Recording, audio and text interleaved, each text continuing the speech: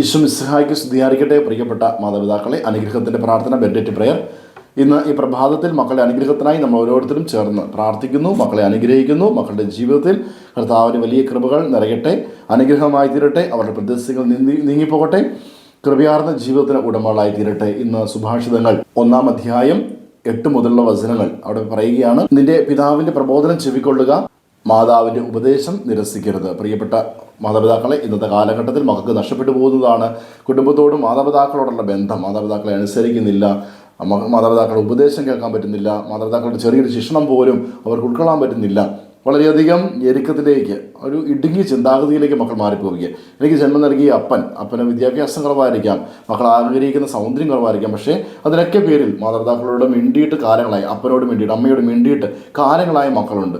ചെറിയൊരു കാര്യത്തിന് പോലും കഥകടച്ച് മൊബൈൽ ഫോണിലേക്കോ അല്ലെങ്കിൽ കൂട്ടുകാരിലേക്ക് അമിത പ്രാധാന്യം കൊടുത്ത് കുടുംബമോ സഹോദരങ്ങളോ മാതാപിതാക്കളോ ഒന്നും വേണ്ട, ആ ഒരു ചിന്താഗതിയിലേക്ക് വീണു പോകുന്ന മക്കളെ, നിഷേധത്തിൻ്റെ ആ കാലഘട്ടത്തിലുള്ള മക്കളെ ഈശോ സഭയിലേക്ക് കൊടുത്ത് നമുക്ക് പ്രാർത്ഥിക്കാം. അനുഗ്രഹത്തിൻ്റെ കുറവ് പലപ്പോഴും മാതാപിതാക്കളുടെ ധിക്കാരം മക്കളുടെ ജീവിതത്തിൽ വലിയ തടസ്സങ്ങൾ ഉണ്ടാക്കുന്നുണ്ട്, അനുഗ്രഹത്തെ തടസ്സമുണ്ടാക്കുന്നുണ്ട്. മക്കളെക്കുറിച്ച് മക്കൾ സംസാരിക്കുന്നതിന് ഓർത്ത്, മക്കൾ മർദ്ദിക്കുന്നതിന് ഓർത്ത് വേദനിച്ച് മക്കൾക്ക് വേണ്ടി പ്രാർത്ഥിക്കാത്ത മാതാപിതാക്കളുണ്ടാവാം. പ്രിയപ്പെട്ടവരെ, അനുഗ്രഹിച്ച് പ്രാർത്ഥിക്കാം.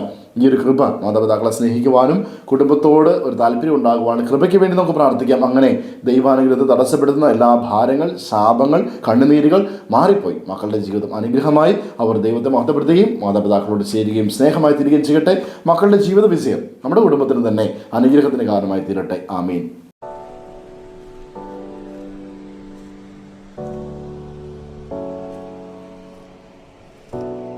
പ്രിയ മാതാപിതാക്കളെ, ഈ സമയം നമ്മുടെ മക്കളെ ഈശോയുടെ കരങ്ങളിലേക്ക് സമർപ്പിച്ച് അനുഗ്രഹിച്ച് പ്രാർത്ഥിക്കാം.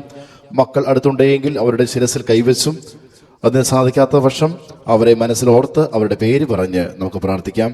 ഈശോയെ, അവിടുന്ന് ദാനമായി നൽകിയ ഞങ്ങളുടെ മക്കളെ അവിടുത്തെ തിരുഹൃദയത്തിലേക്ക് സമർപ്പിക്കുന്നു. പിതാവിൻ്റെയും പുത്രൻ്റെയും പരിശുദ്ധാത്മാവിൻ്റെയും നാമത്തിൽ അപ്പനായ അമ്മയായ ഞാൻ എൻ്റെ മകനെ, എൻ്റെ മകളെ അനുഗ്രഹിക്കുന്നു. കർത്താവായ ഈശോയെ, ഞങ്ങളുടെ മക്കൾ മാതാപിതാക്കളെ സ്നേഹിച്ച് ആദരിച്ച് മുതിർന്നവരോടും സ്നേഹമുള്ളവരും ആദരവുള്ളവരും വിധേയത്വമുള്ളവരായി വളർന്നു വരട്ടെ ഞങ്ങൾ പ്രാർത്ഥിക്കുന്നു.